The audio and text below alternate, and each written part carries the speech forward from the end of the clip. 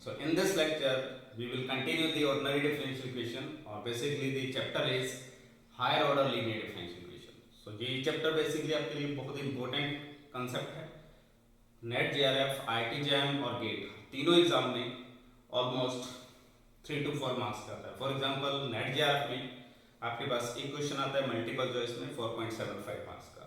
अगर IT jam का discussion करें तो उसमें आपके 3 to 4 क्वेश्चंस आते हैं इस सेगमेंट में से. एंड गेट में भी 1 to 2 क्वेश्चंस आते हैं. ऑलमोस्ट 3 मार्क्स का गेट में यहाँ से सेगमेंट पूछा जाता है. तो बेसिकली ओवरऑल हर एग्जाम के लिए एक इंपॉर्टेंट सेगमेंट है, और अगर बेसिक इंफॉर्मेशन है तो आप इस सेगमेंट का क्वेश्चन इजीली अटेम्प्ट कर पाएंगे. ठीक है, हम इसमें क्या कवर करेंगे?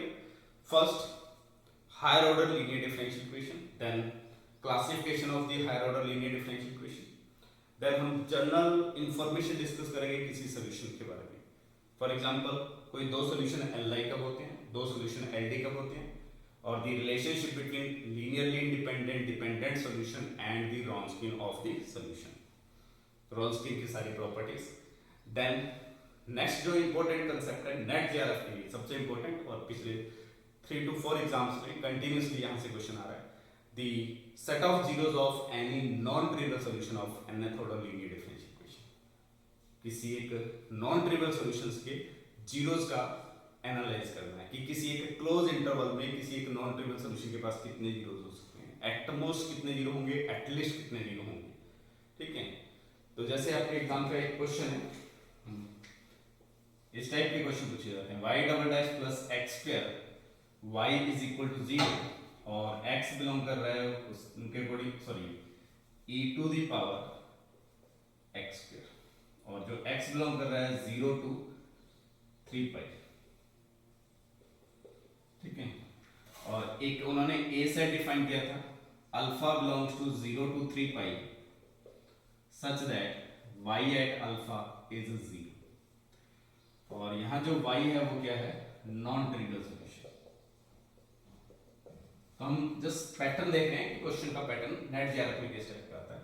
तो एक second order linear differential equation है, a से डिफाइन किया which is a set of zeros of this y such that, then option पूछे जाते हैं, the cardinality of a at least 1, cardinality of a at most 1.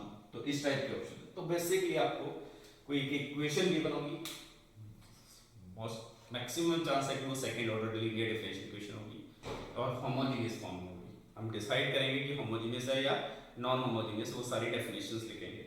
तो उसके solutions के zero के बारे में आपको इंफॉर्मेशन. नेक्स्ट जो कंसेप्ट पूछा जा सकता है कि अगर एक नॉन ट्रिवियल सॉल्यूशन है, उसके दो कॉन्जुगेटिव जीरो सक्सेसिव जीरोस, अगर x0 और x1 दो सक्सेसिव जीरोस है, तो इस x0 और x1 के बीच में मैक्सिमम डिस्टेंस क्या हो सकता है, मिनिमम डिस्टेंस क्या हो सकता है. तो बेसिकली इस पूरे चैप्टर में आपको सॉल्यूशन फाइंड करना इंपॉर्टेंट नहीं है. ठीक है, जनरली आप जब ओडी में पढ़ते हैं तो जनरली फोकस करते हैं कि सॉल्यूशन कैसे फाइंड किया जाए. यहाँ आपको सॉल्यूशन फाइंड करना इंपॉर्टेंट नहीं है, सॉल्यूशन फाइंड होने के बाद उसको एनालाइज करना इंपॉर्टेंट. सॉल्यूशन फाइंड करने के मेथड पर्टिकुलर मेथड्स होंगे जो हम डिस्कस करेंगे विद कांस्टेंट कोएफिशिएंट और वेरिएबल कोएफिशिएंट. ठीक है, तो स्टार्ट करते हैं. तो पहले हम सेगमेंट लिखते हैं, क्या क्या कवर करेंगे. सबसे पहले higher order linear differential equation, इसका इंट्रोडक्शन देखें क्या होती है. देन क्लासिफिकेशन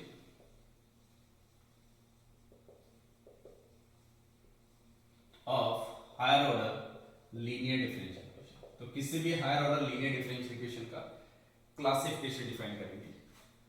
तो basically homogeneous, non homogeneous, variable coefficient और कांस्टेंट कोएफिशिएंट. उसके बाद हम डिस्कस करेंगे the general theory of non trivial solution of higher order linear differential equation. तो किसी एक नॉन ट्रिवियल सॉल्यूशंस के जो किसी एक higher order linear differential equation का कोई भी अगर नॉन ट्रिवियल सॉल्यूशन है तो उसके बारे में कुछ इंफॉर्मेशन लिखेंगे.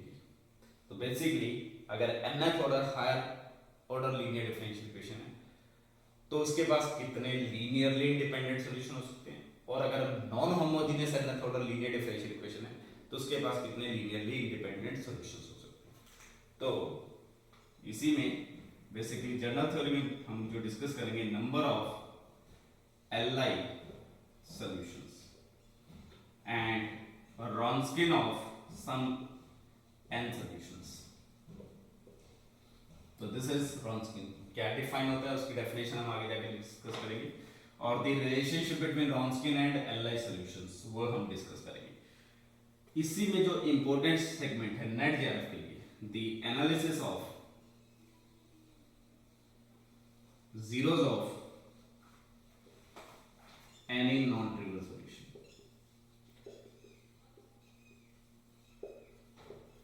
non-trivial solutions। तो बेसिकली अगर आपके पास y1 और y2 दो नॉन ट्रिवियल सॉल्यूशंस है और वो दोनों li है, और y1 के पास कुछ k नंबर ऑफ जीरोस हैं, तो y2 के पास कितनी जीरोस हो सकते हैं। तो बेसिकली दो li सॉल्यूशन के बीच में क्या रिलेशनशिप हम डिफाइन कर सकते हैं, उसको हम यहाँ डिस्कस करेंगे। ठीक है, तो ये है जनरल थ्योरी, और नेट जेआरएफ में डेफिनेटली एक क्वेश्चन इस सेगमेंट से पूछा जाता है। अब हम गेट और आईटी जैम की अगर डिस्कशन करें तो वो सेगमेंट के लिए आपको ये कवर अप करना जरूरी है। तो इसमें हम the solutions of constant coefficient,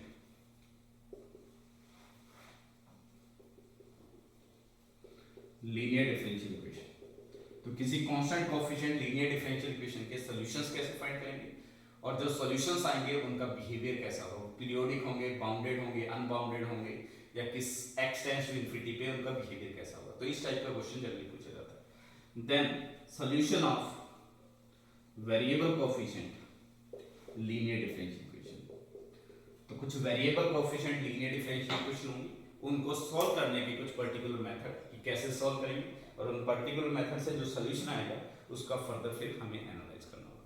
तो ये ओवरऑल आपके पास सेगमेंट है। अगर आप आईटी जैम और गेट के लिए फोकस कर रहे हैं, ये तो लास्ट के दो सेगमेंट मेन फोकस में रखेंगे, और एक रॉन्स्किन की प्रॉपर्टीज। और अगर आप नेट जेआरएफ की बात कर रहे हैं तो आपको ये स्टार्टिंग का सेगमेंट इंपॉर्टेंट है। ठीक है, लास्ट के सेगमेंट आप इजीली सॉल्व कर सकते हैं, लेकिन वहां से क्वेश्चन बहुत कम पूछे जा रहा है। अब इस सारी थ्योरी को स्टार्ट करने से पहले हमें रिक्वायरमेंट है एलआई वर्ड की और लीनियरली डिपेंडेंट वर्ड की। तो एलआई टर्म्स और एलडी टर्म, इन दोनों का मीनिंग क्या है, तो उसके लिए थोड़ा सा आपको वेक्टर स्पेसेस का एनालाइज करना होगा। तो स्टार्ट करते हैं।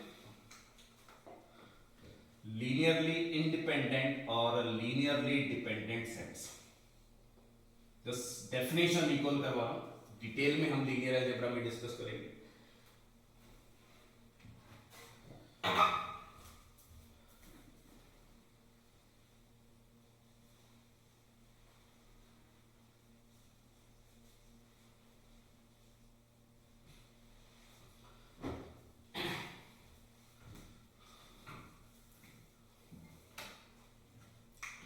तो स्टार्ट करते हैं linearly independent linearly dependent sets. तो जस्ट हम बेसिक इंट्रोडक्शन देंगे और रिमेनिंग हम लीनियर अलजेब्रा में इसको डिटेल में कवर अप करेंगे। तो if V over F be a vector space, तो V एक वेक्टर स्पेस है और F इज अ फील्ड, और V over F is a vector space, and S is a subset of V, S V का कोई भी एक subset है। Then the set S is called linearly independent.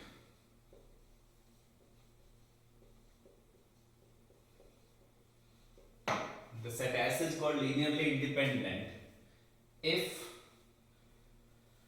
for every x1, x2, xn belongs to S such that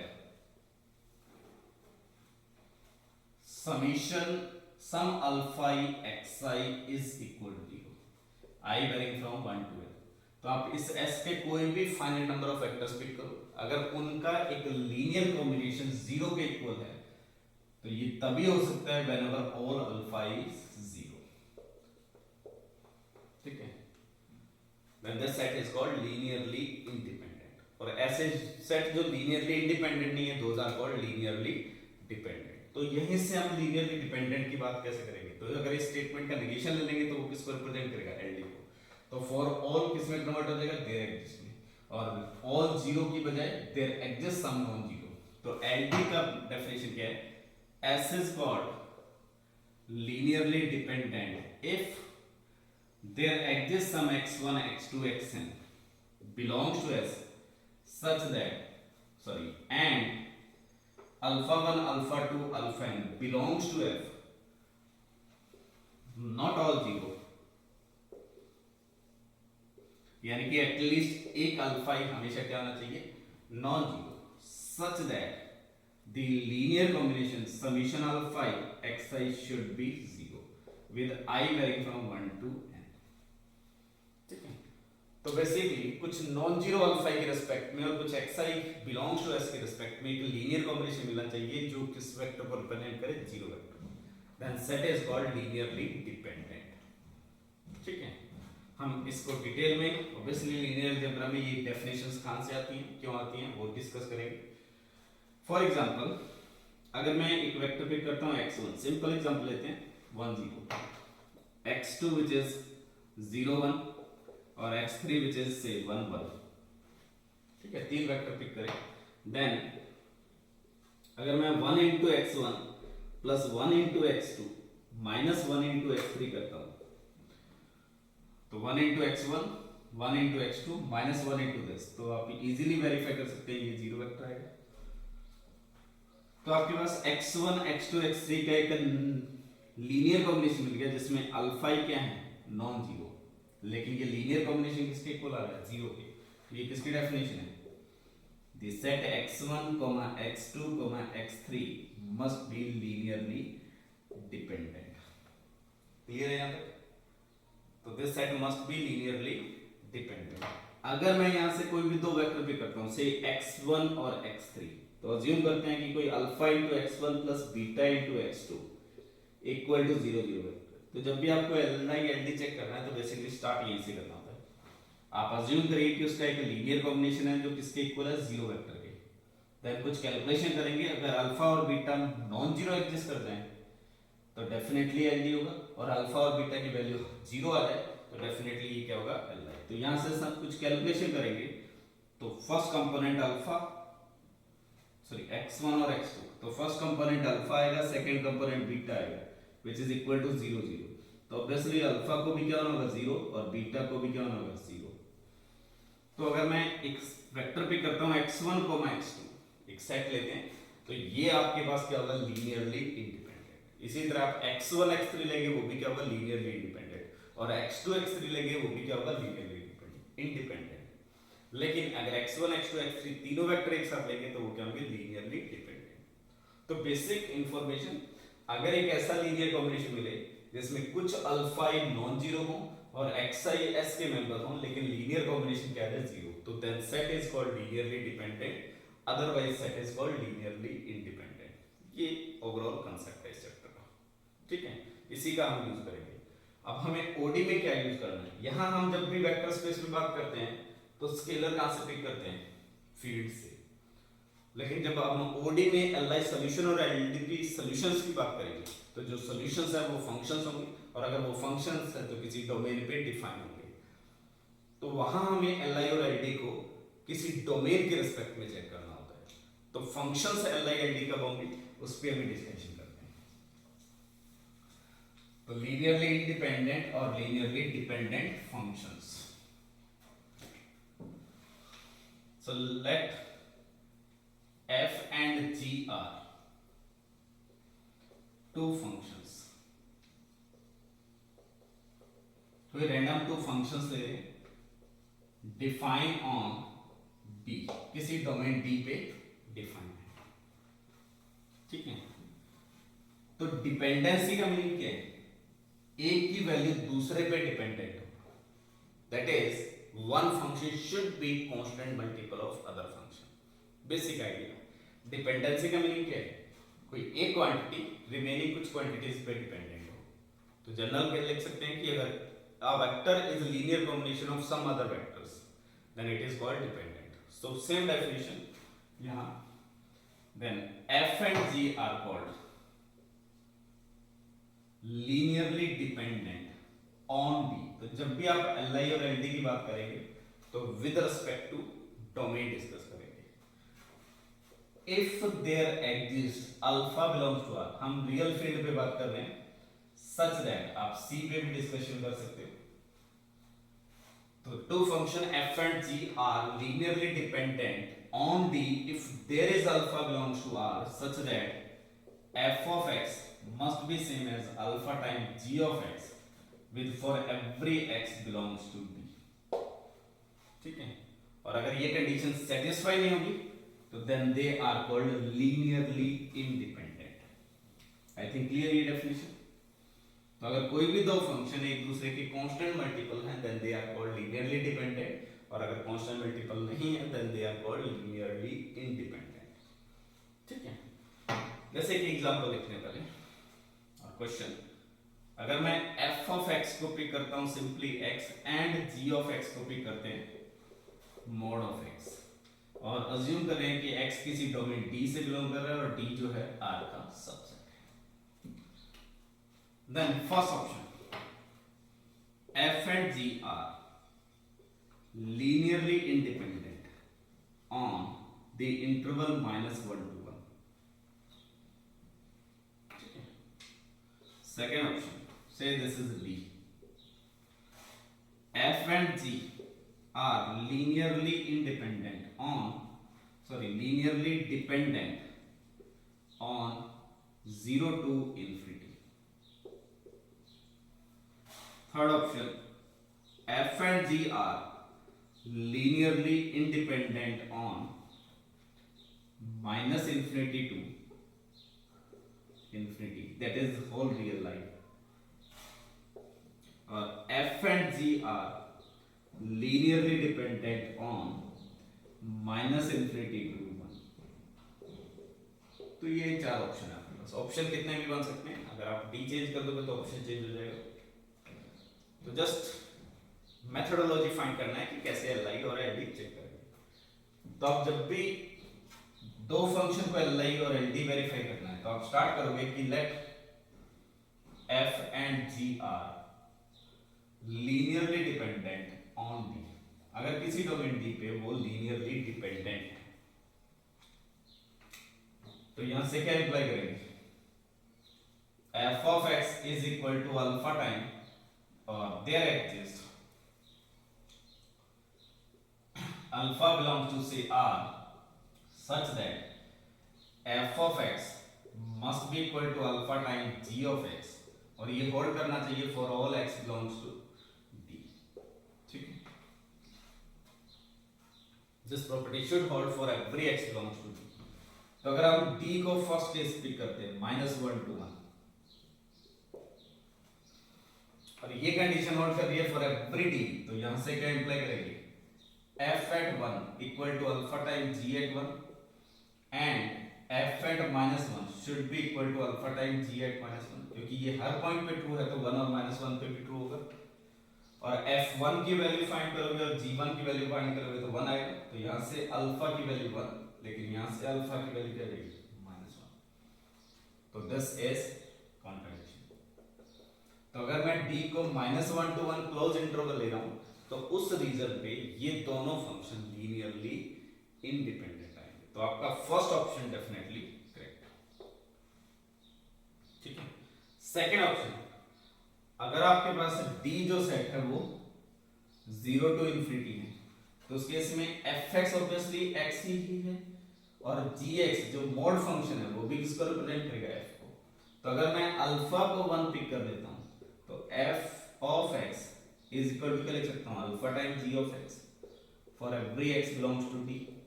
तो यानी कि f और g क्या हो गए, कांस्टेंट फंक्शन, क्योंकि वो सेम फंक्शन है तो अल्फा की वैल्यू हमेशा 1 पिक कर सकते हैं। तो सेकंड ऑप्शन अगेन ट्रू। ठीक है, अब थर्ड ऑप्शन में रियल लाइन पे एल आई और एल डी चेक करना है। तो अगर आप रियल लाइन पे एल डी अज्यूम करोगे तो सेम कंडीशन, और रियल लाइन में 1 और -1 में बिलोंग करेंगे तो ये दोनों कंडीशन होल्ड करनी चाहिए, बट ये दोनों कंडीशन एक साथ होल्ड नहीं कर सकती। तो डायरेक्टली जो आपने फर्स्ट ऑप्शन में किया है सेम प्रोसीजर से थर्ड ऑप्शन ट्रू, और अगर थर्ड ट्रू है तो फोर्थ फॉल्स होगा, क्योंकि अगर ये दोनों LD हो गए तो ये कंडीशन होल्ड करेगी, और अगर ये कंडीशन होल्ड करेगी तो F1 पे ये होल्ड करना चाहिए क्योंकि 1 इसका मेंबर है, और F-1 पे होल्ड करना चाहिए, तो अगेन अल्फा एग्जिस्ट नहीं करेगा। तो आपका जो डी ऑप्शन है वो अगेन क्या हो गया, फॉल्स ऑप्शन। ठीक है, तो बेसिकली आपको डेफिनेशन यूज करनी है कि फंक्शन LD हैं तो वो हमेशा एक दूसरे के कांस्टेंट मल्टीपल होंगे जो गिवन डोमेन है उस पूरे डोमेन पे। आई थिंक क्लियर ये। अब यहां से कुछ स्पेशल निकाल के कह रहा है, वो क्या प्रॉपर्टीज है, जैसे थर्ड ऑप्शन को देखते हैं, फंक्शंस जो हैं f और g वो रियल लाइन पे li है, लेकिन उसके एक प्रॉपर सबसेट पे वो क्या हो गए ld।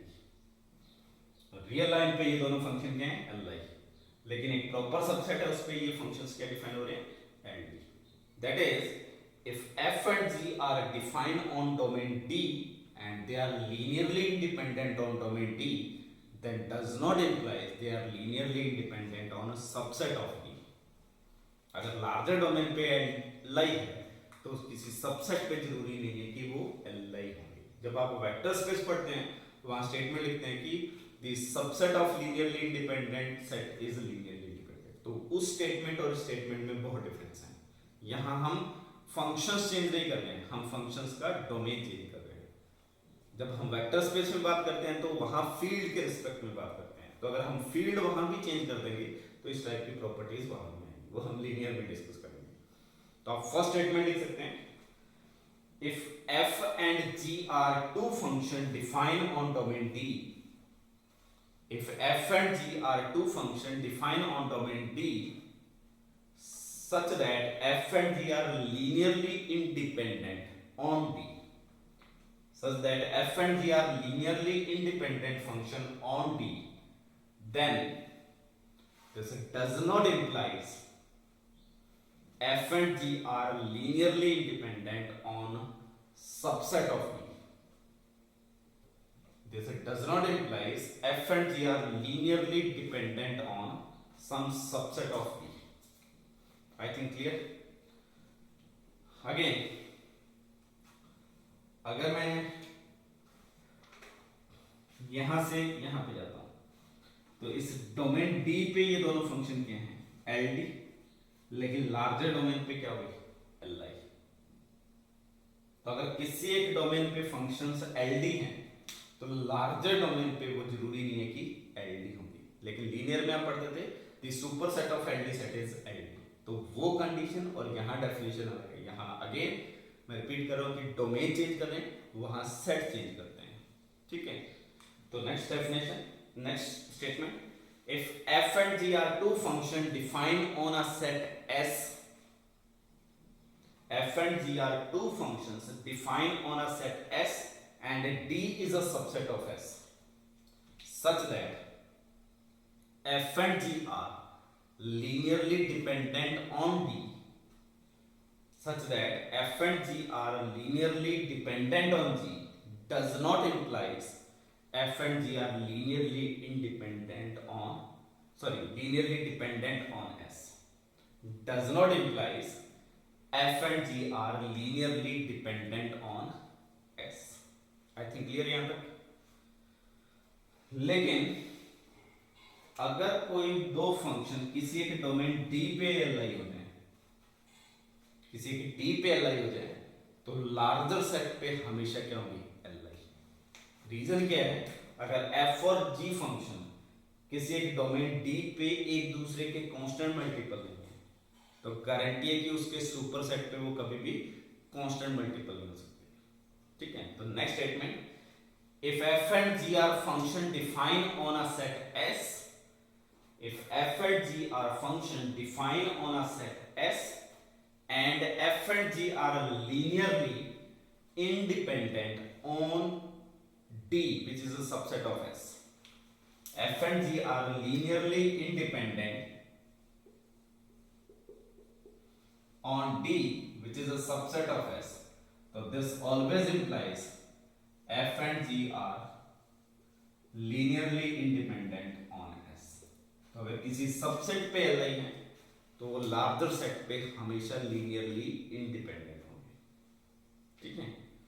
और इसी तरह अगर किसी लार्जर डोमेन पे एलडी है, अगर किसी एस पे एलडी है, तो एस पे फंक्शन दोनों आपस में एक दूसरे के कांस्टेंट मल्टीपल, और अगर लार्जर डोमेन पे कांस्टेंट मल्टीपल है तो स्मॉलर सेट पे ऑब्वियसली कांस्टेंट मल्टीपल। तो next statement, if f and g are linearly dependent function on domain D, if f and g are linearly dependent functions on domain D, then they must be linearly dependent on every subset of D. Repeat करें, f and g are linearly dependent functions on domain D, then f and g must be linearly dependent on every subset of D. I think यहां तक clear है। Next अगर हम assume करते हैं कि f and g are linearly dependent functions on D and f is not identically 0 and g is also non-identically 0, f और g दोनों linearly dependent हैं और किसी फंक्शन डोमेन डी पे डिफाइन है और दोनों फंक्शन नॉन जीरो है, देन कंक्लूजन क्या लिखते हैं, if f at alpha is zero तो this implies g at alpha, और if f at x naught is zero then this implies g at x naught must be zero, और similarly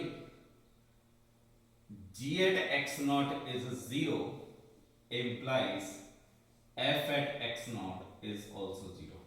और अगर मैं एक सेट डिफाइन करता हूं A which is x naught belongs to D with f at x naught is 0 and एक B set define करते हैं x naught belongs to D such that G at x naught is 0, ठीक है। तो A जो है वो basically F के जीरोज का सेट है और B जो है वो G के जीरोज का सेट है। तो कंक्लूजन यहां से क्या आएगा, A should be same as B, यानी कि अगर किसी डोमेन D पे कोई दो LD फंक्शन है और दोनों नॉन जीरो फंक्शन है, ये स्पेसिफिक कर रहा हूं, रीजन बताएंगे अभी। अगर F और G कोई दो फंक्शन है which are linearly dependent on domain D and both are non-zero, then the set of zeros of F and the set of zeros of G must be same। तो इस information का हम use करेंगे, gate में इसके base पे question पूछा गया, ठीक है। तो आप जनरल स्टेटमेंट लिख सकते हो, the set of zeros of linearly dependent functions are always the same provided both of functions are non-zero functions, not identically zero functions। the set of zeros of linearly dependent functions are always same provided both of the functions are not identically zero, ठीक है। आई think clear यहां तक। अगर LD है तो ये information आएगी। इसके अलावा कुछ डिफरेंशिएबिलिटी से रिलेट करते हैं इसको, ठीक है।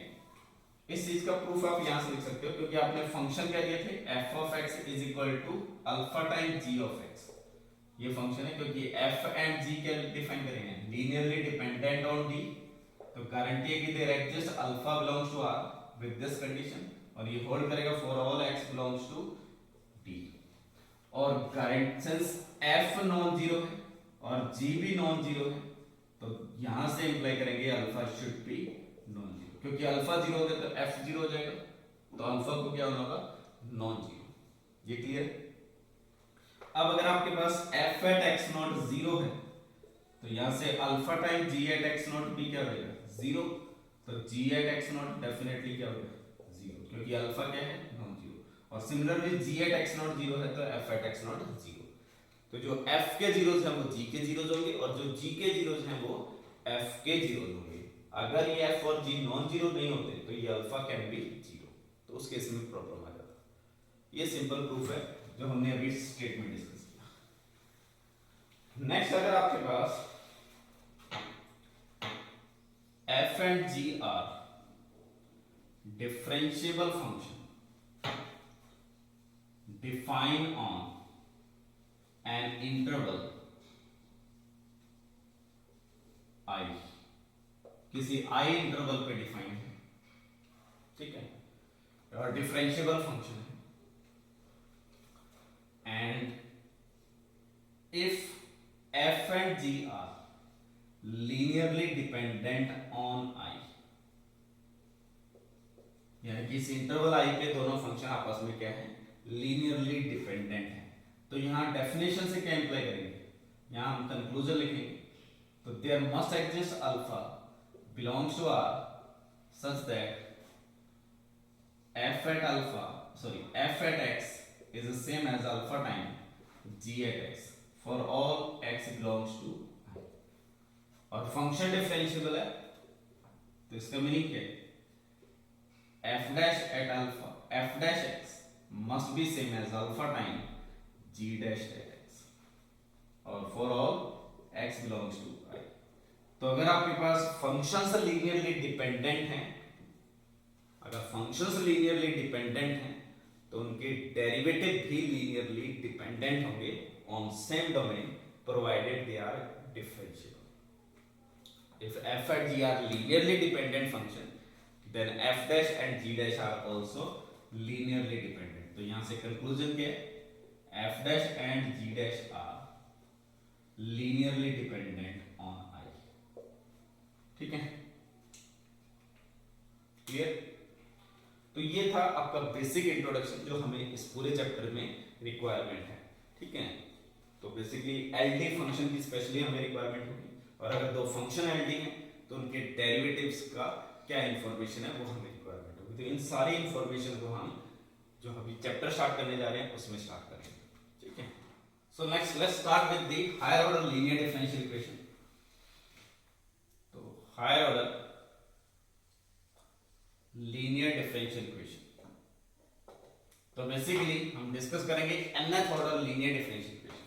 तो आप ऑलरेडी डेफिनेशन डिस्कस कर चुके हैं लीनियर डिफरेंशियल इक्वेशन की। Our differential equation is called linear differential equation if all the derivative and dependent variable is of degree 1, यानी कि उनकी पावर हमेशा क्या लेनी चाहिए, 1, and there is no product term of derivative and the dependent variable, यानी कि derivative और डिपेंडेंट वेरिएबल के प्रोडक्ट टर्म नहीं होनी चाहिए, and there does not exist any product term of two different derivatives. तो उसी के बेस पे अगर मैं इसको डिस्कस करता हूं nth ऑर्डर, तो आपके पास हाईएस्ट ऑर्डर डेरिवेटिव जो रहेगा वो nth ऑर्डर डेरिवेटिव रहेगा, देन n-1th डेरिवेटिव हो सकता है, देन n-2th डेरिवेटिव हो सकता है, देन डिपेंडेंट वेरिएबल हो सकता है, ठीक है। इन सब की पावर आपके पास क्या होनी चाहिए, 1, क्योंकि गिवन इक्वेशन लीनियर है, और इनके जो कोएफिशिएंट होने चाहिए वो कभी भी डिपेंडेंट वेरिएबल और डेरिवेटिव नहीं होने चाहिए, otherwise there is a product term of derivative and dependent variable. तो ये जो कोएफिशिएंट आएगा वो फंक्शन ऑफ x हो सकता है बस। This coefficient is also function of x only, and this is also function of x only, और finally this is the function of x only. और एक टर्म ऐसी भी हो सकती है जिसमें y की टर्म नहीं आए और डिपेंडेंट वेरिएबल की टर्म नहीं आए, that is there can be a term which is a function of x only. तो this one is the most general form of the nth order linear differential equation, ठीक है। और यहां जो a0, a1, a2, an and qx ये सारे क्या हैं, तो aix and q of x are function of x only, तो वो x के ही फंक्शन है। तो यहां हम अजम्पशन लेके चल रहे हैं कि y is a dependent variable और x इज इंडिपेंडेंट वेरिएबल, ठीक है। अब इसी इक्वेशन को हम इस फॉर्म में लिख सकते हैं, f of d y is equal to q of x, f of d y is equal to q of x। So this equation is equation 1। यहां f d का मीनिंग क्या होगा, f of d is a0 x into nth derivative plus a1 x into n-1th derivative and a-n-x into identity operator, ठीक है। ये आपके पास F D की definition है। अब इसका क्लासिफिकेशन करते हैं कि क्लासिफिकेशन कैसे डिफाइन होगा। तो क्लासिफिकेशन ऑफ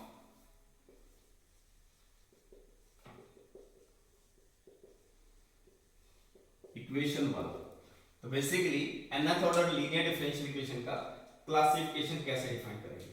तो फर्स्ट क्लासिफिकेशन है होमोजेनियस लीनियर डिफरेंशियल इक्वेशन। तो nth order linear differential equation is called homogeneous linear differential equation if there does not exist any term which is a function of x only or constant function. Repeat कर रहा हूँ, if there does not exist any term which is function of x only or constant, तो यानी कि ये आपके पास जो function of x only या constant term है ये हमेशा क्या होनी चाहिए, एग्जिस्ट नहीं करनी चाहिए। तो the equation 1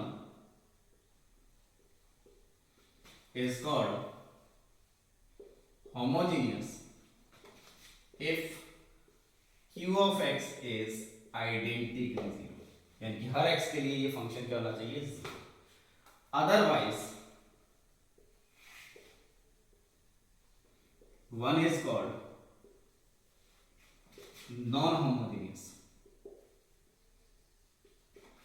linear differential equation. तो जब भी आपको कोई भी nth order linear differential equation है तो सबसे पहले डिसाइड करना है वेदर इट इज होमोजेनियस और non homogeneous. Second classification is variable coefficient और कांस्टेंट कोफिशिएंट। तो basically linear differential equation with variable coefficient और linear differential equation with constant coefficient. तो the equation 1 is called with variable coefficient if there exists aix which is function of or which is a non-constant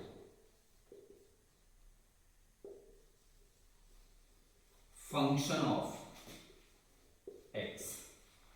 तो अगर आपके पास एक भी coefficient मिल जाए जो non constant function of x हो, then this differential equation is called variable coefficient and called constant coefficient or with constant coefficient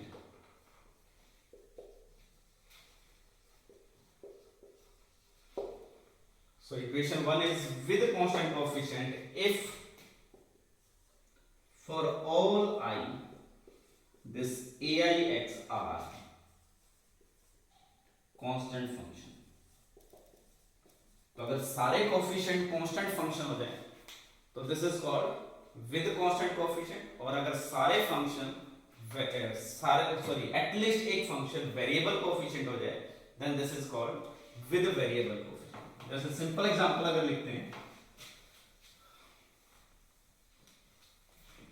तो example is y double dash plus some x time y dash is equal to e to the power x, और y double dash minus y dash is equal to 0, y double dash minus y dash plus x into y is y e to the power x। so अगर हम first equation की बात करें तो there is a term which is a function of x only, so this must be non-homogeneous, and there is a coefficient which is a non-constant function of x, so this first category is non-homogeneous with variable coefficient। simple example, second case, there does not exist any term which is a function of x only or constant, so this must be homogeneous and all coefficient are constant, so with constant coefficient। ठीक है, what about third equation? Third equation में अगर कोई चीज right hand side में, इसका meaning ये नहीं है कि दिस इज नॉन होमोजेनियस, तो this equation can be written as y double dash minus y dash plus y get common out, x minus e to the power x is equal to 0, ये लिख सकते हैं।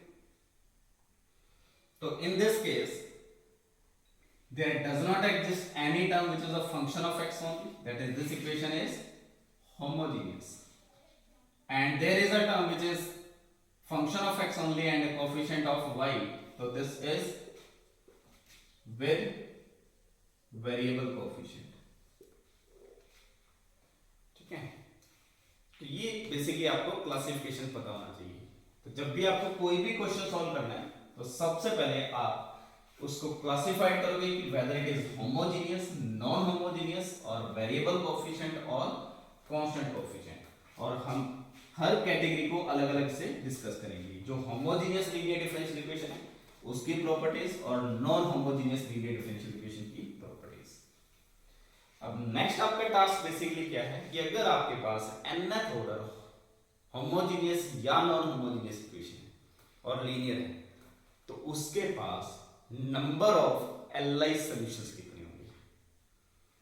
Repeat कर रहा हूं question, if F D Y equal to Q X be R nth order homogeneous और non homogeneous linear differential equation, then number of linearly independent solution for this equation, ये हमारा टास्क है। तो कंसीडर करते हैं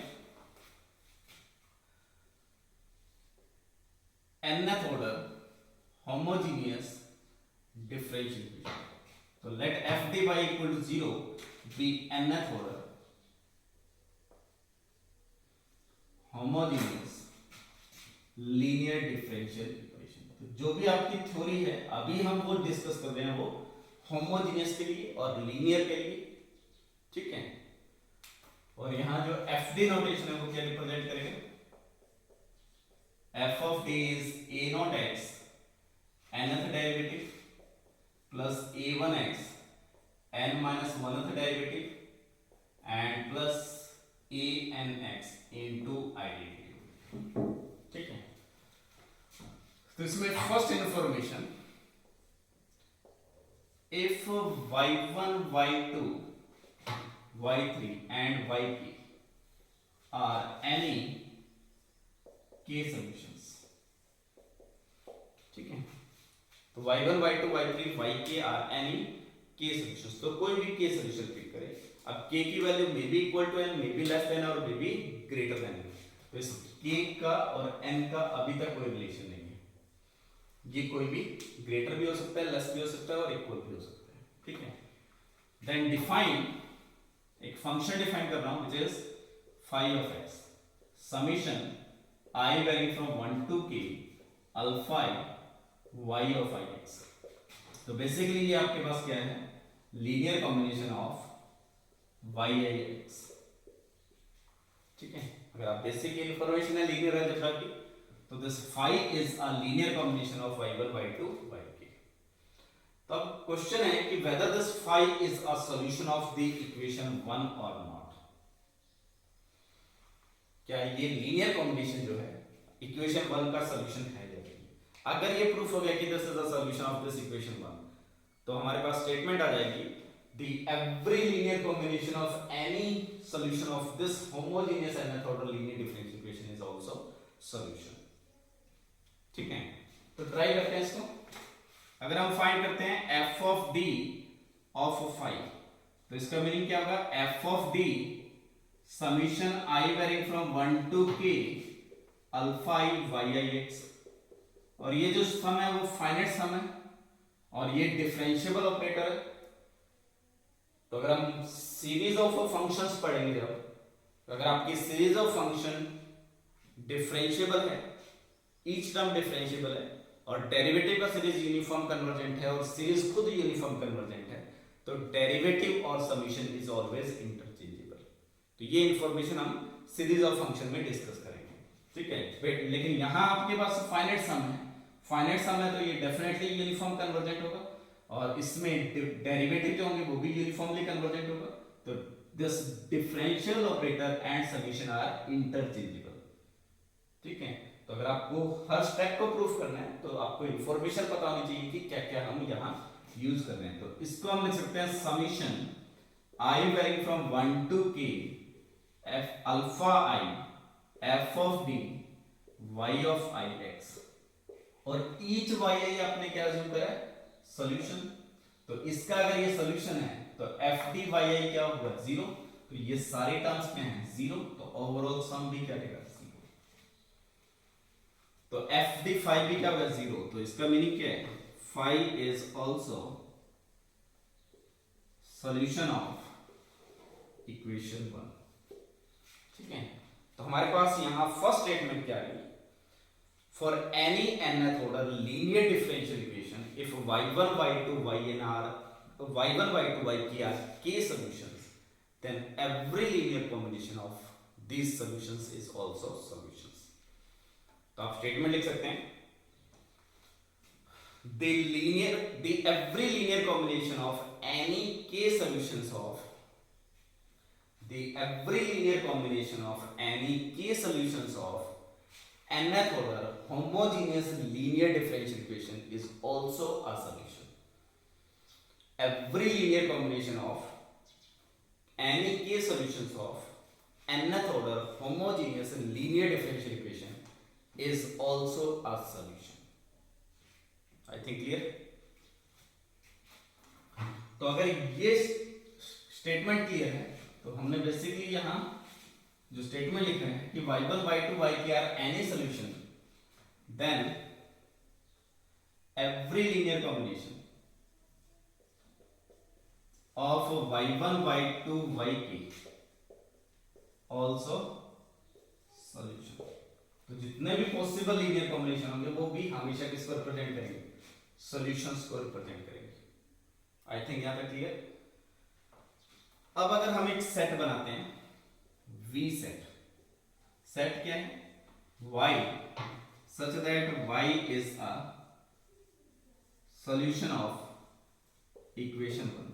अगर Y आपके पास equation 1 का सॉल्यूशन है, ठीक है, तो क्या ये अपने आप में वेक्टर स्पेस होगा ओवर रियल फील्ड और over complex field, whether this is a vector space over C or over R।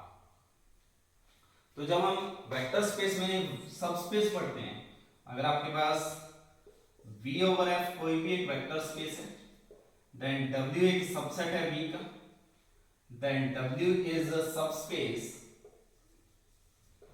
if and only if W should be non-empty and for all U and V belongs to W, क्या imply करते हैं, alpha U plus beta of V should be W। So this is a one step test for a subset of a space to be subspace। ठीक है, अगर हम सारे functions का collection ले लेंगे, वो सिंपल एडिशन और स्केलर मल्टीप्लिकेशन के रिस्पेक्ट में वेक्टर स्पेस बनाता है, आप इजीली वेरीफाई कर सकते हैं। और अगर वो वेक्टर स्पेस है तो उसका ये V जो होगा उसका सबसेट होगा। तो अगर मैं V पे वन स्टेप टेस्ट प्रूफ कर दूं तो ये डेफिनेटली सबस्पेस होगा। तो सबसे पहले जो जीरो फंक्शन है वो V का मेंबर होगा, क्योंकि Y को अगर जीरो पुट करेंगे तो ये F D Y obviously zero. तो ये क्या इंप्लाई किया, V should be non empty. ठीक है, और जो हम फर्स्ट स्टेटमेंट प्रूफ करके आए हैं कि अगर मैं यहां से कोई भी y1 and y2 belongs to V लेता हूं तो इंप्लाई क्या करेगा, alpha y1 plus beta y2।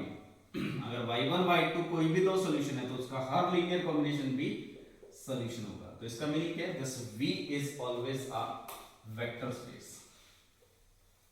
ठीक है, तो this is a vector space. ठीक है, और अगर ये वेक्टर स्पेस है तो डेफिनेटली इसकी डायमेंशन का कंसेप्ट आएगा। अब वेक्टर स्पेस की डायमेंशन क्या होती है, the maximum number of linearly independent vector is the dimension of the space. जितने भी मैक्सिमम एल आई वेक्टर बना सकते हैं आप उसमें, that is called a dimension of the space. और basically the maximal set which is containing only L I vector, वो अपने आप में एक बेसिस होता है, और बेसिस में जितने एलिमेंट होते हैं उसको क्या कहते हैं, डायमेंशन। तो बेसिकली हमें फाइंड करना है कि अगर nth order linear differential equation है तो उसके पास कितने मैक्सिमम एल आई सॉल्यूशन हो सकते हैं। या इस सॉल्यूशन स्पेस की जो डायमेंशन आएगी वो क्या आएगी। ठीक है, तो अज्यूम कर लेते हैं, late y1 y2 y3 and yk are linearly independent solutions and k is the largest possible value।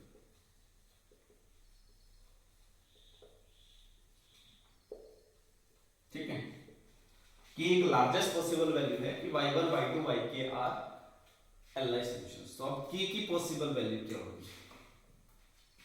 तो अगर ये सारे एल आई सॉल्यूशन है तो सबसे पहले हम लिख सकते हैं कि function phi of x which is c1 y1x plus c2 y2x plus cn ynx, ये भी क्या होगा, ऑल्सो अ सॉल्यूशन, ये भी एक सॉल्यूशन होगा। अब आपकी जो इक्वेशन है उसका ऑर्डर क्या है, nth ऑर्डर, और अगर nth order linear differential equation है तो उसके जनरल सॉल्यूशन की जो डेफिनेशन है जो हमने फर्स्ट चैप्टर में डिस्कस करी थी, the general solution of the differential equation is a solution in which number of arbitrary constant equal to order of the differential equation. तो आपके पास इस इक्वेशन के पास कोई ना कोई एक जनरल सॉल्यूशन होगा, और उस जनरल सॉल्यूशन में जो नंबर ऑफ आर्बिट्ररी कांस्टेंट होंगे वो हमेशा कितने होंगे, n, जो आपस में डिपेंडेंट होंगे। अब आपके पास y1 y2 yk, sorry this last term is k, तो y1 y2 yk ये सारे li हैं, तो डेफिनेटली यहां c1 c2 ck are linearly independent arbitrary constant, क्योंकि कोई भी तो अगर आपस में मर्ज हो गए तो आपके पास k li सॉल्यूशन नहीं मिलेगी। यहां तक क्लियर होगा। अगर k ग्रेटर देन n हो जाए तो आपके पास एक सॉल्यूशन मिल गया जिसके पास आर्बिट्ररी कांस्टेंट कितने हैं, more than k, which is contradiction, क्योंकि जो जनरल सॉल्यूशन आएगा उसमें आर्बिट्ररी कांस्टेंट कितने हो सकते हैं, एग्जैक्टली n, तो ये पॉसिबल नहीं है। और अगर k लेस देन n हो गया तो जितने भी सॉल्यूशन आएंगे वो इन्हीं के लीनियर कॉम्बिनेशन होंगे, क्योंकि यही li है। बाकी सारे सॉल्यूशन क्या आएंगे, क्योंकि हमने क्या अज्यूम करा है, this is the largest possible li subset, तो इसके अलावा कुछ भी लेंगे वो इस पे डिपेंडेंट होगा। यानी कि अगर मैं y पे करता हूं इनके अलावा तो y इन्हीं का लीनियर कॉम्बिनेशन होगा LD की डेफिनेशन से, और y अगर इनका लीनियर कॉम्बिनेशन है तो डेफिनेटली y इसी टाइप का आएगा। तो इस इक्वेशन के जितने भी सॉल्यूशन है वो इसी फॉर्मेट में होंगे, और अगर k लेस देन n है तो आर्बिट्ररी कांस्टेंट कितने होंगे, एग्जैक्टली लेस देन है, तो इस इक्वेशन का जनरल सॉल्यूशन डिफाइन नहीं होगा। तो आपके पास इस इक्वेशन का जनरल सॉल्यूशन तभी डिफाइन होगा जब k इक्वल टू n है, और जनरल सॉल्यूशन डिफाइन है तो definitely number of li solution कितने मिलेंगे, एग्जैक्टली n। तो यहां से ये भी आपके पास कॉन्ट्रडिक्शन, तो इंप्लाई क्या करेंगे, k must be equal to l। तो कोई भी आपके पास अगर nth order linear homogeneous differential equation, repeat कर रहा हूं, nth order homogeneous linear differential equation है, तो उसके पास जो सेट ऑफ ऑल सॉल्यूशंस है वो अपने आप में एक वेक्टर स्पेस आएगा, और उस स्पेस की जो डायमेंशन होगी वो क्या होगी, एग्जैक्टली n डायमेंशन होगा। तो this is a vector space and dimension of V is exactly n।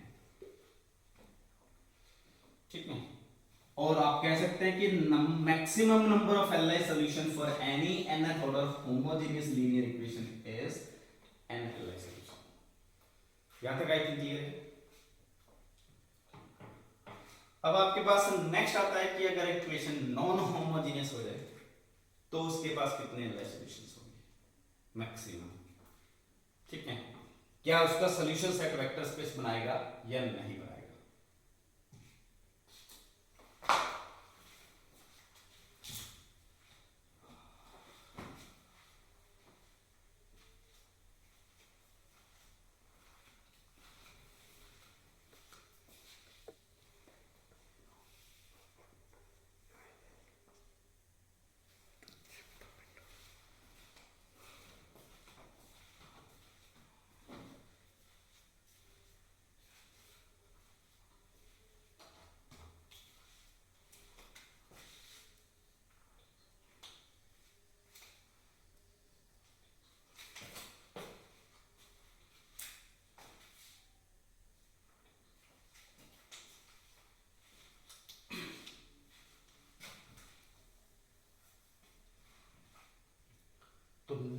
Discuss करते हैं non homogeneous linear differential equation है अगर n ऑर्डर की, तो उसके पास नंबर ऑफ Li सॉल्यूशंस कितने होंगे।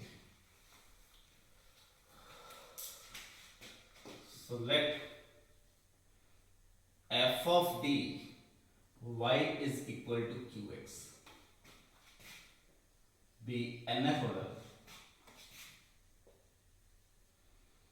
non homogeneous linear differential equation. ठीक है, तो अगर एक nth order non homogeneous linear differential equation है और अगर इसमें मैं एक सेट डिफाइन करता हूं v again y such that y is a solution of equation 1, y अगर इस इक्वेशन 1 का सॉल्यूशन है तो क्या ये अपने आप में वेक्टर स्पेस बनाएगा? तो definitely zero does not belongs to v, क्योंकि अगर y को जीरो पुट करेंगे तो ये left hand side zero, but right hand side क्या है? Non zero. तो जीरो फंक्शन इसमें कभी नहीं बिलोंग करेगा, और अगर किसी स्पेस में जीरो वेक्टर नहीं है तो वो हमेशा वेक्टर स्पेस नहीं बनाएगा।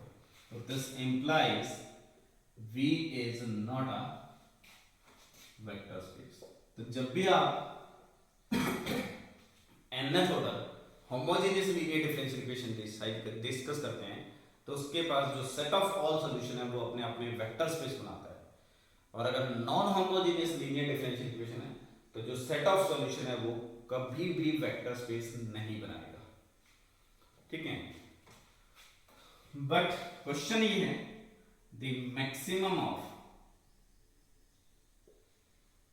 Maximum number of linearly independent solutions of equation 1। तो इस इक्वेशन 1 के पास मैक्सिमम कितने सॉल्यूशंस होंगे जो Li होंगे। ठीक है, वो हमें डिस्कस करना है।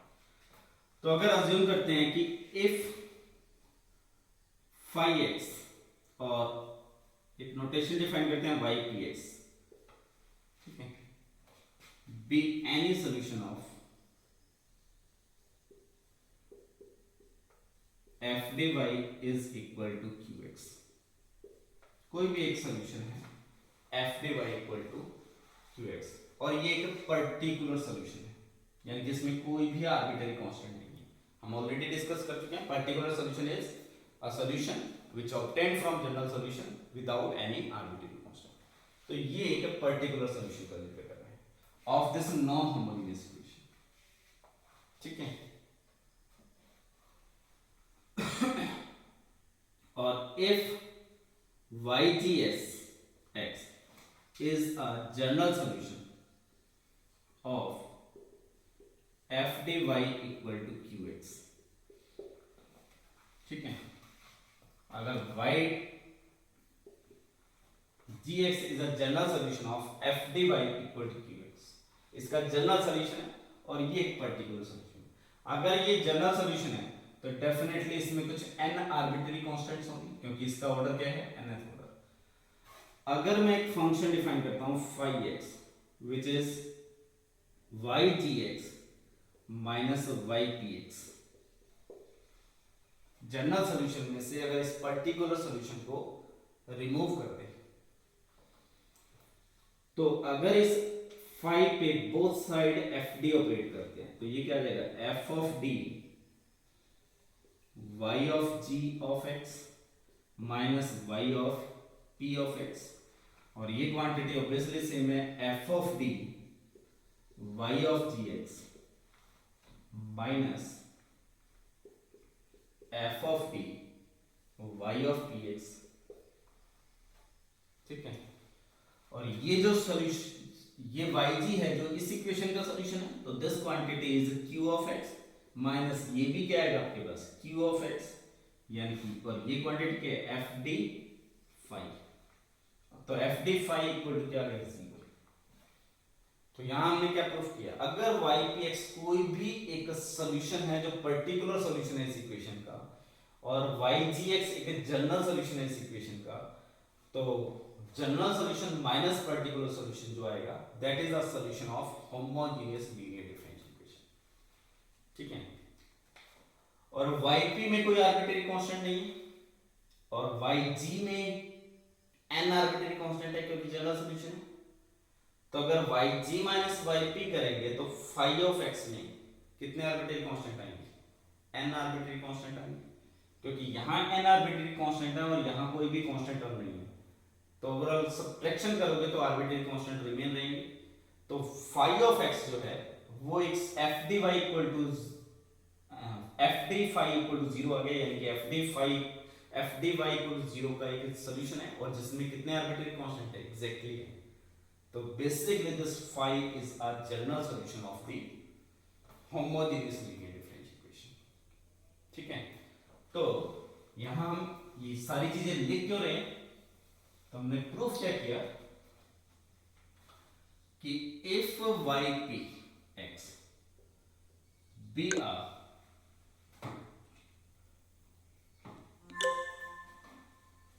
तो ये सारी चीजें हम क्यों लिख रहे हैं कि इफ वाई पी एक्स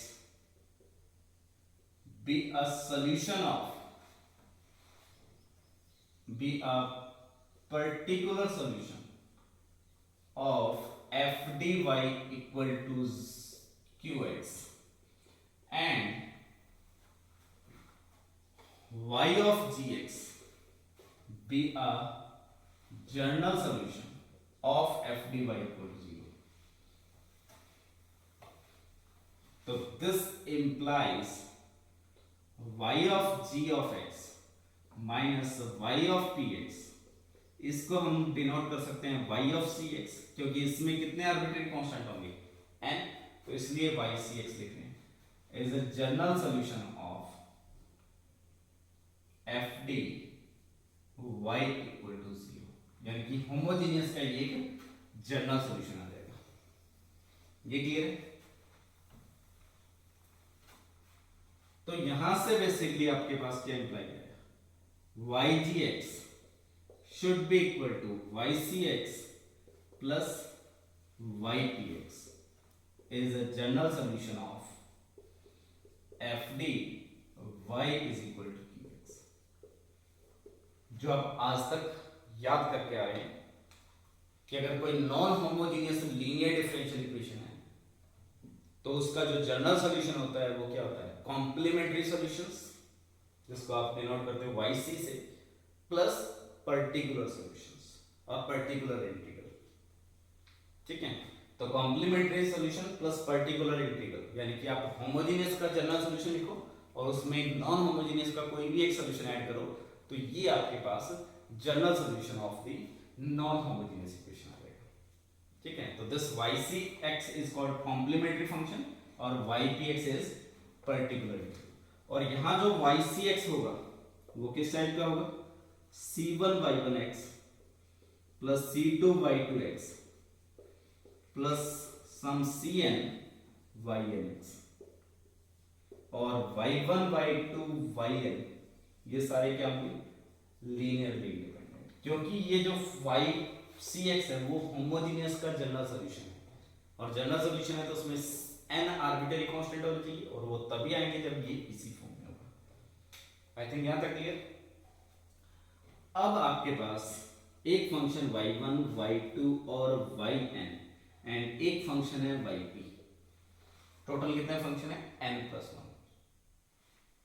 ये सारे हमेशा क्या होंगे, linearly independent.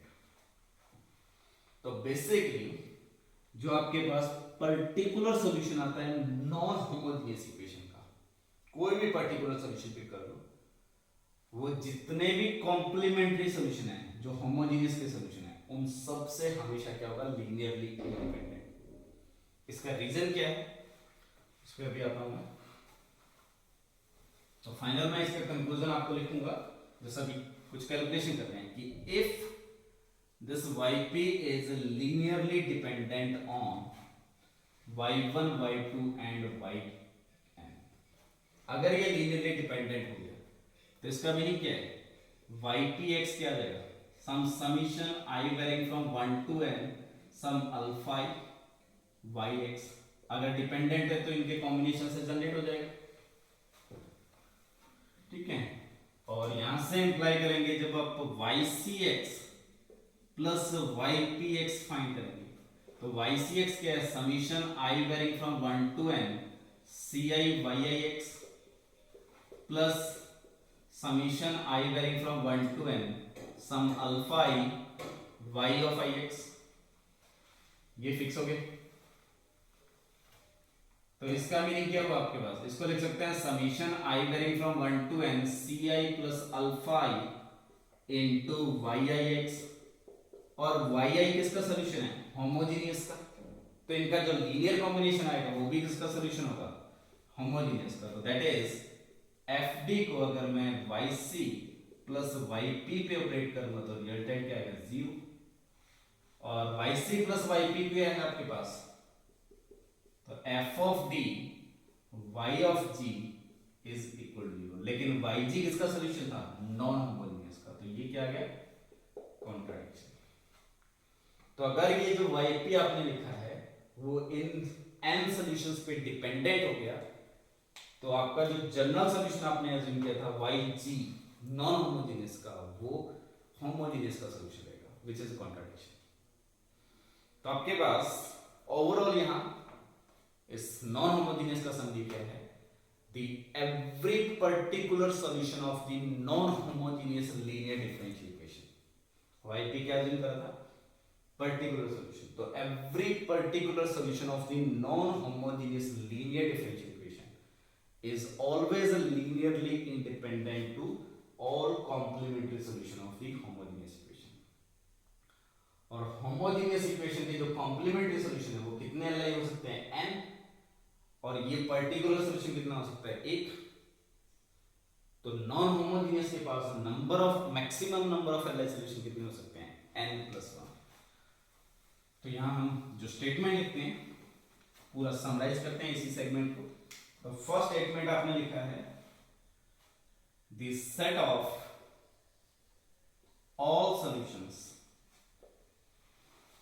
Of non homogeneous linear differential equation is not a vector space। ठीक है, फर्स्ट इंफॉर्मेशन हमने ये प्रूफ किया इसमें। Second information, if YP is a particular integral or particular solution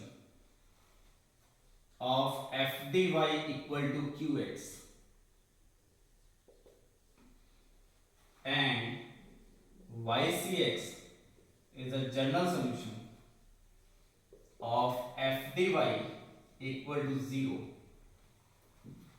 तो यहां से आपके पास YCX plus YPX is a general solution of FD y is equal to QX। तो अगर नॉन होमोजेनियस का आपको जनरल सॉल्यूशन फाइंड करना है तो नॉन होमोजेनियस का कोई एक पर्टिकुलर सॉल्यूशन फाइंड कर लीजिए और होमोजेनियस का जनरल सॉल्यूशन फाइंड कर लीजिए। फाइनली सम अप करेंगे तो नॉन होमोजेनियस का सॉल्यूशन आ जाएगा। And third is if y1 y2 yn are linearly independent complementary solution, that is the solutions of f dy equal to 0 and yp is particular solution of f of dy equal to q। अगर f dy particular solution है इस non homogeneous equation का, तो implies yp is linearly independent to all y1 y2 yn। तो जो भी particular solution है non homogeneous का वो कॉम्प्लीमेंट्री सॉल्यूशन से हमेशा क्या होगा, लीनियरली डिपेंडेंट, लीनियरली इंडिपेंडेंट। तो यहां से number of linearly independent solutions of nth order non-homogeneous linear differential equation are exactly exactly equal to n+1। तो अगर हम non homogeneous linear differential equation consider करेंगे तो उसके पास जो एलआई सॉल्यूशंस होंगे वो एग्जैक्टली n+1 होंगे। अगर होमोजेनियस लेंगे तो n होंगे, ठीक है। और ये सेम चीज हम लीनियर अलजेब्रा में प्रूफ करेंगे। अगर homogeneous system of linear equation है तो उसके पास नंबर ऑफ एलआई सॉल्यूशन होते हैं, वो मैट्रिक्स की नलिटी को रिप्रेजेंट करता है। और अगर non homogeneous system of linear equation है तो उसके पास जो एलआई सॉल्यूशन होंगे वो नलिटी ऑफ A+1, ए जो मैट्रिक्स है उसको रिप्रेजेंट कर रहा है। तो एक एक्स्ट्रा एलआई सॉल्यूशन आता है जब भी हम नॉन होमोजेनियस सिस्टम डिस्कस करते हैं, वेयर एज होमोजेनियस के कंपैरिजन में, ठीक है। तो ये ओवरऑल अभी तक आपके पास किसी होमोजेनियस के पास कितने एलआई सॉल्यूशन हो सकते हैं, नॉन होमोजेनियस के पास कितने एलआई सॉल्यूशन हो सकते हैं, उस पे ओवरऑल एक एनालिसिस था। नेक्स्ट एक इंपॉर्टेंट कंसेप्ट है जिसपे हमेशा क्वेश्चन पूछा जा रहा है, which is called principal of superposition.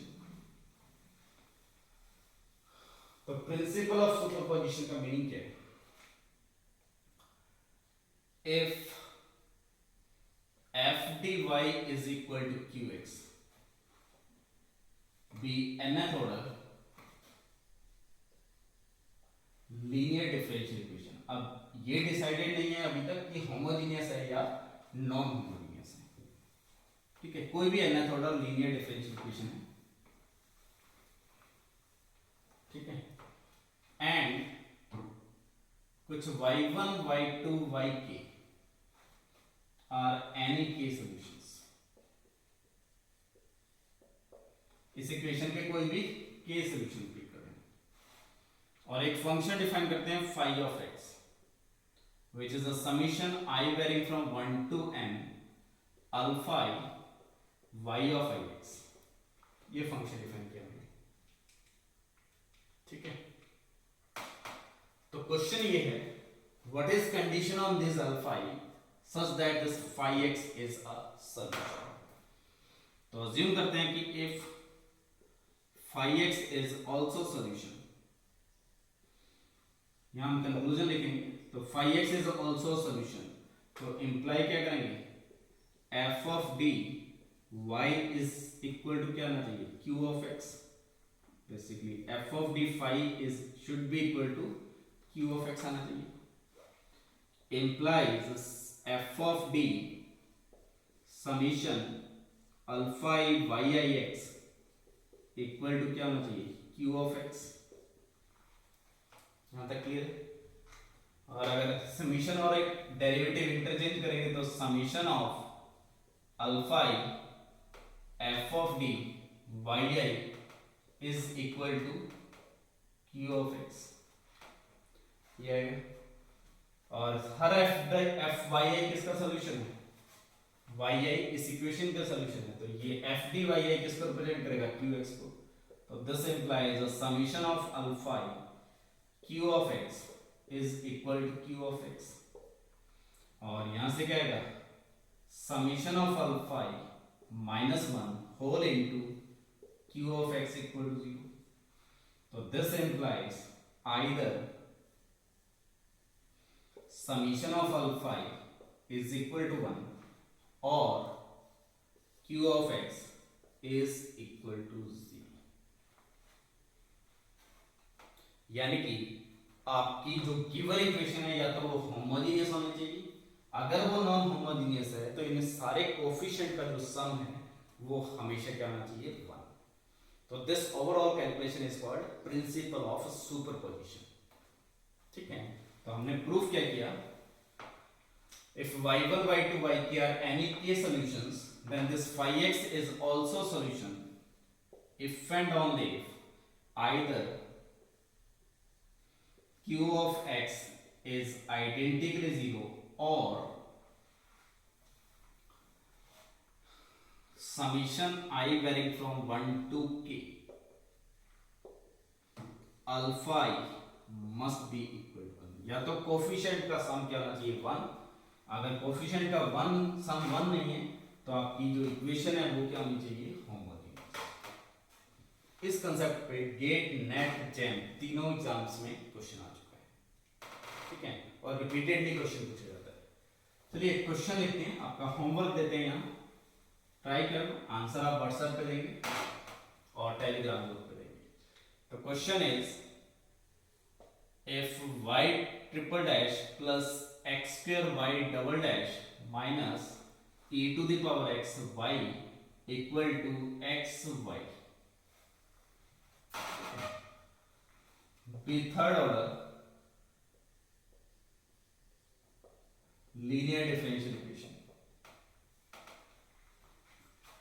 and y1 y2 y3 are any three solutions, कोई भी तीन रैंडम सॉल्यूशन ले लो, then which of following